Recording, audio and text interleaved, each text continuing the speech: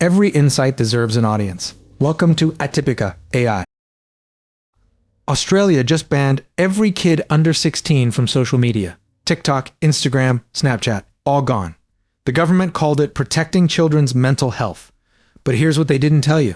Within 24 hours, Australian teens were back online filming "I'm back on Instagram" videos. The world's first national social media ban isn't just failing, it's creating exactly the problems it promised to solve.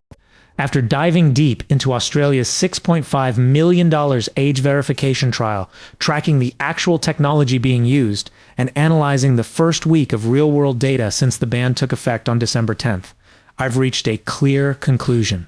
This policy will fail spectacularly, and every country watching Australia as a test case needs to understand why before they make the same expensive mistake. Let me start with the obvious question you're probably asking. How are kids getting around this supposedly bulletproof system? The answer reveals everything wrong with this approach. Australia tested 12 different age verification companies, facial AI scanners, government ID checks, behavioral tracking. The best performers hit 95% accuracy in controlled lab conditions. Sounds impressive, right? But here's the reality check. A 12-year-old with $5 worth of makeup can fool Snapchat's age scanner.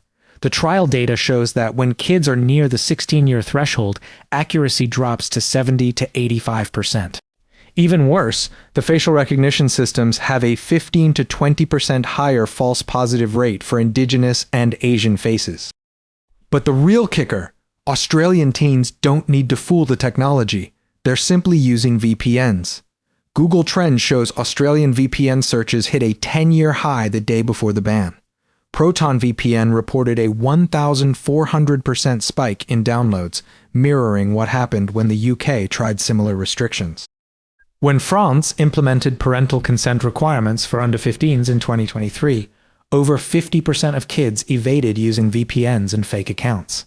Australia's own survey data predicted this. Minus 72% of 8 to 15-year-olds said they planned to circumvent any ban. And 76% were already on platforms despite existing age restrictions. You might think, well, at least some kids will be protected. But here's where this gets dangerous.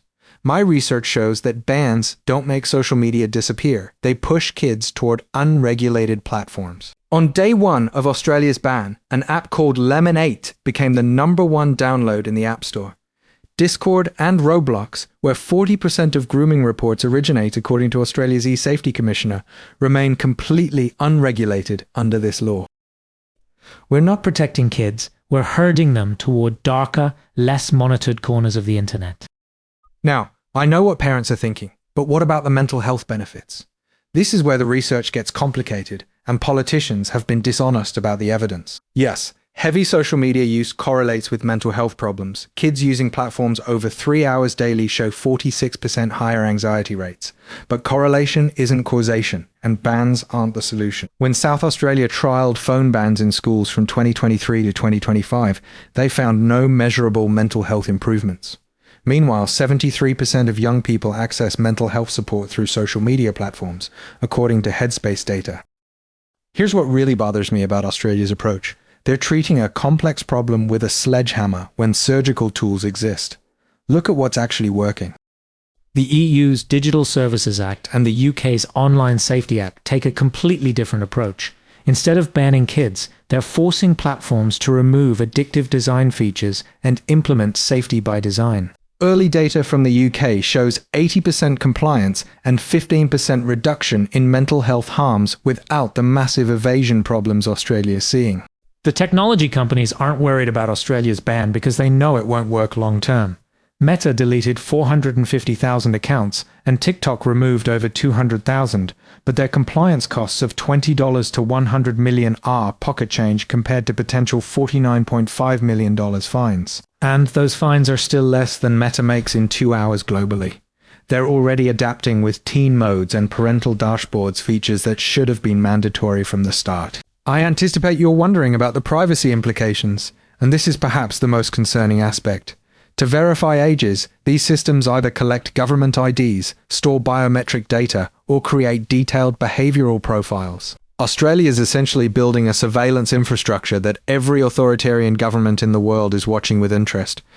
when this age verification technology inevitably gets hacked, and it will. Given tech companies' track record with data breaches, millions of Australians' most sensitive personal information will be compromised. The evidence is crystal clear on what works. Regulate the platform's business models, not kids' access.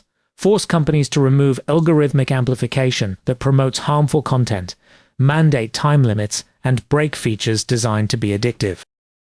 Give parents real tools and education to help their children navigate digital spaces safely.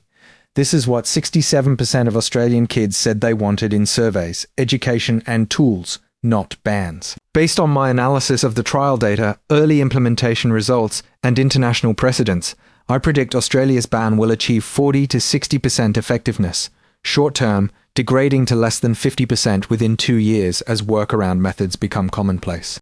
The mental health outcomes will be net neutral to negative, as benefits from reduced exposure are offset by isolation of vulnerable youth who rely on online communities for support.